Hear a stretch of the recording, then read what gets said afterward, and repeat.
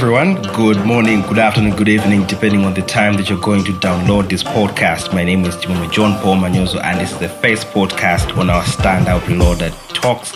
And this is an extension of the Standout Talks that we've been doing across the country, mostly in colleges and various other places.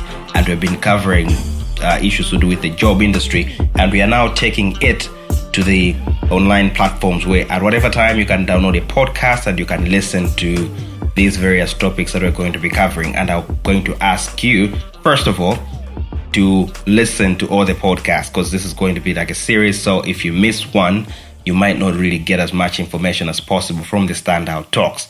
And the second thing that I'm going to ask of you is to like Mapu0265 page, follow our work, and see the wonderful work that we're doing to ensure that young people in Malawi are able to get access to education.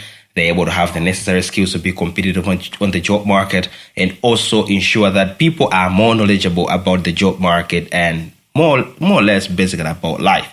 So thank you so much. And the second thing I'm going to ask you as well is to like my Facebook page, John Paul Manyozo, and like that page. After you like that page, if you have any questions, you have any comments, please drop it in my inbox, and I'm going to be able to attend to those questions. I'm going to be able to attend to those comments. And thank you so much once again, like I said, for downloading this podcast. So let's get to it. Today, we're going to be talking about the job industry, and I'll be sharing a bit of statistics about the job industry, and also to be talking basically about some of the things that you need to do to stand out on the job industry, hence the name Standout Reloaded Talks. So I'll start first of all by asking you to do me one simple favor. I want you to Google your name. Yes, Google your name. So you go on Google, you type your name. How do I write my name? I don't know. How do you write your name? So Google your name. After that, I'm sure you're going to have top 4 results from the Google search that you're going to do. And I want you to sit for a minute and look at, you have done a Google search. You have Googled your name. There are top 4 results. If someone was going to do the Google search about you, and they were able to find the top 4 results that you have just found, are they going to find information that's going to give you a business? Or the person decide to give you a business? The person going to decide to give you a job? The person's going to decide, I think I need to meet this person because this person is interesting. Or the information that they're going to find is likely going to turn them off from providing you with any opportunity. And I'm sure most of us are kind of, we're not really sure. I don't think the information that's there for me online is something that can help people get to know about me, or it's not information that really would make someone want to hire me because the information is not really that good. So I think that's a very good starting point for you to start thinking about what information do you put online and how do you want people to view you or to see you or to understand you when you put content online. And I can bet that the top 3 results that came, there's probably going to be, the majority of them actually, there's going to be Facebook, there's going to be Twitter, and there's also going to be Google Plus and LinkedIn. These are mostly the top results that are going to come. And as you already know, if you're doing a Google search, the majority of us are going to be looking at the top 3 results most of the times.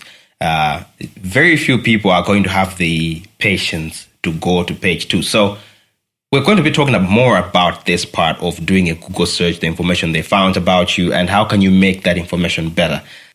Now, talking about the job market. The job market, basically, let's get to statistics, just basic statistics. So over 200 million people globally are unemployed. And this is a statistic as of 2016, 2017. And this is 2018, so probably the figure is going to be higher than over 200 million people. 200 million people. These are people that are qualified, these are people that are competent, these are people that are excellent, the majority of them, but they are not employed. So which means the job market is getting more interesting actually. And the job market actually is no longer just restricted to your corner. Say, I'm going to be competing with people in Malawi only, or I'm going to be competing with people in SADC or in Africa. The job market is getting global, which means opportunities right now are going to be advertised globally. And when they advertise globally, what happens? It means a lot of people from the global community as well, they are open to applying for that particular position. So the competition is getting stiff each and every time. So when you're looking at 200 million people, I think that has to be something that has to be at the back of your mind. So let's bring it down to the young people. What about young people? Just said about 200 million people globally unemployed. As of 2016 as well, 2016, 2017, the statistics indicated that 71 million people are unemployed. So we're looking at young people now. So from the 271 million are young people. That's a really, really worrying statistic there. I mean, it's something that we have to be thinking about when we are approaching the job market. And if you want to get more information about it, you can check out the World Employment Social Outlook Report that was produced by the International Labour Organization, Trends for Youth 2016. And you'll be able to get more information about the job market and how it's working on the job market. Now, you might be saying, well, I mean, there are people that are now preaching about entrepreneurship. So there are a lot of young people now that are stepping out to get into entrepreneurship. But that's not really the case, because it's not really the majority of young people that are getting into entrepreneurship. That's the first thing. And from the minority of young people that are stepping into entrepreneurship, it will take them possibly 2, 3, 4, 5 years for them to start employing people. So, and by that time, you're also looking at mostly the number of graduates that are coming out for the very same kind of period. So we're not really absorbing the competition as much, because there's still a lot of people that are looking for jobs, and there are very few people that are creating jobs. So the competition is not really being reduced because of the push for entrepreneurship. Moving from entrepreneurship again, let's look at other opportunities, not just about jobs, but we're also looking at scholarships, we're looking at fellowships, and there are various scholarships and fellowships right now that I think are more or less popular at the moment, and more people are making applications to such. So we have like the Chevening Scholarship, we have the Australia Awards, we have the Mandela Washington Fellowship, we have the Global Health Corps, Moremi Initiative, Women Leadership in Africa, and various opportunities that are out there that are being advertised each and every year. When you look at the number of people who apply and the number of people that are shortlisted for interviews, and then the number of people that actually make it to get the fellowship or they get a scholarship, you'd see that the statistics indicate that it's less than 20% of the people that make it.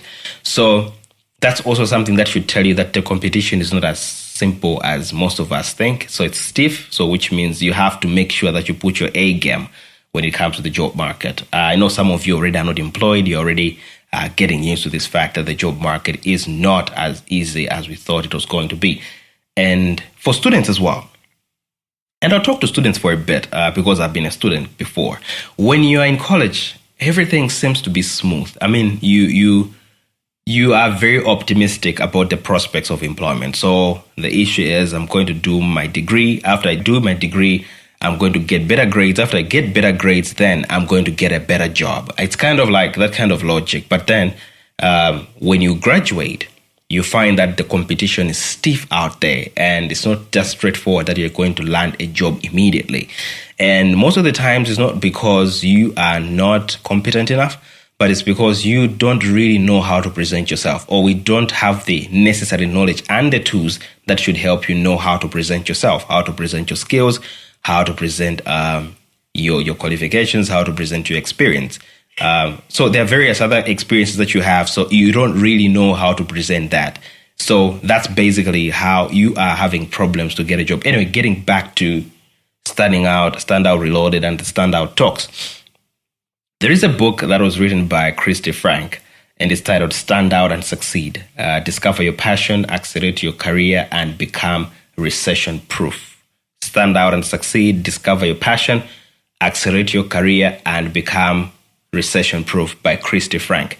And in this book, there is a quote which reads, "The biggest problem with finding a job today is that we actually have two job markets, and 95% of people don't know how to perform well in either." So the biggest problem with finding a job today is that we actually have two job markets, and 95% of people don't know how to perform well in either. So what are the two job markets that Christy Frank is talking about? We have the open and the public job market, and then we have the hidden and the gated job market. What are these two job markets? I'm going to break it down in a minute. All right, so when you're looking at the open and public market, and then the hidden and gated job market, the open job market, you're looking at jobs that are advertised. So these are jobs that are going to be advertised on websites, are going to be advertised on Facebook, Twitter, LinkedIn, newspaper, magazines, and all that. So basically the jobs are going to be put out there, and they'll expect people to submit a CV. They expect people to submit a cover letter. They expect people to submit, a personal statement, and all these documents that we develop. And some organizations are going to create a form, and people are going to fill that form, and then based on that form, they are going to make a decision. So something like that.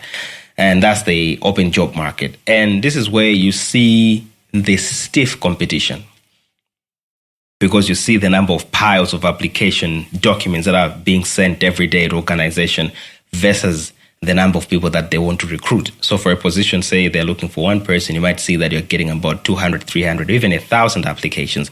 But all they need is one person to fill that particular position. So this is how it gets interesting, and where it's actually required for you that you really, really need to stand out. And then the second job market is the hidden and gated job market. And this is what I'm going to be spending most of the time to be talking about, because the other sessions are going to cover how do you write a cover letter, a CV, and all that kind of stuff to help you navigate the public or open job market. So what's the hidden job market? As the word suggests, this is a job market that is not obvious. It's hidden. And people access jobs in the hidden job market through various ways. And some career experts have already said that 80% of jobs that get filled don't get advertised. 80%. So 80% of the jobs that get filled usually are not advertised. 80%. And I want you to process that.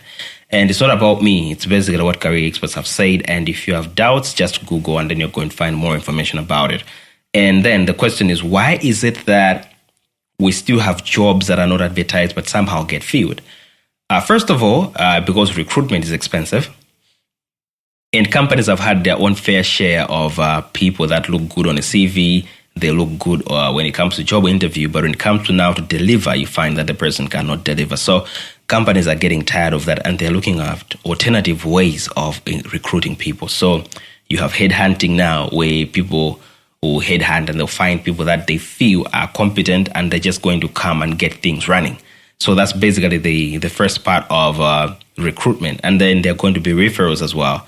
I know a person who knows a person. I know a guy who knows a guy, that kind of a situation. And then the person comes for an interview, and then the person gets a job. Or some will get jobs because of networking. So they have various networks, and through the networks, they're able to know about job opportunities or job openings. And from there, they're able to make various applications. So that is the system that's there. And also for recruitment, for companies, is also going to help them save money and time for employer. And people most of the times as well would like to work with people that they know. Not that they know because they're family members, but because they want to work with people that they can vouch for. And so that is basically a few things about the hidden job market. The next episode is going to be covering how do you navigate the hidden job market. But before I go there, I just want to talk about a few things. There is a tendency to think that a CV, a cover letter, an interview is going to do the magic for you if you are not really qualified or if you don't have the skills. If you have a CV is going to be a document that's going to be presenting who you are or what you do or what you have been doing. So as a person, it's a must for us to be working on doing our skills audit, work on developing our skills, work on developing our knowledge, work on upgrading where necessary, work on every aspect of our life to ensure that we are what we present in our CVs. So that when a person meets you and they also have their application document, they shouldn't be that different. But most of the times, it seems to be a difference between the person who has who has submitted a CV and the person who actually walks in. And it's two ways. Either the person, they undersold themselves on a CV, and when you meet them in person, you're like, this person is more competent than they presented themselves on the CV, or the opposite as well. So they kind of spent more time telling you about how good they are on a CV, and then when you meet them in person, they're a disappointment. So there are all those aspects. And in the next episode of Standout Reloaded Talks, we are going to start talking about how do you navigate the hidden job market? So we'll be talking about issues of talking with family and friends and co-workers, volunteer working experience, keeping up with the news from the industry, social media, and attending professional events. And thank you so much for listening to our first episode. I hope you liked it. If you have any questions and any comment, feel free to drop them on my Facebook page, Chimome John Paul Manyozo. And if you haven't liked the page, please like the page, and then we'll continue with more discussions. And actually, on the page, I've been running a series called Ghetto Dream, and I know some of you are going to find that series very interesting. Have a great day and see you next time.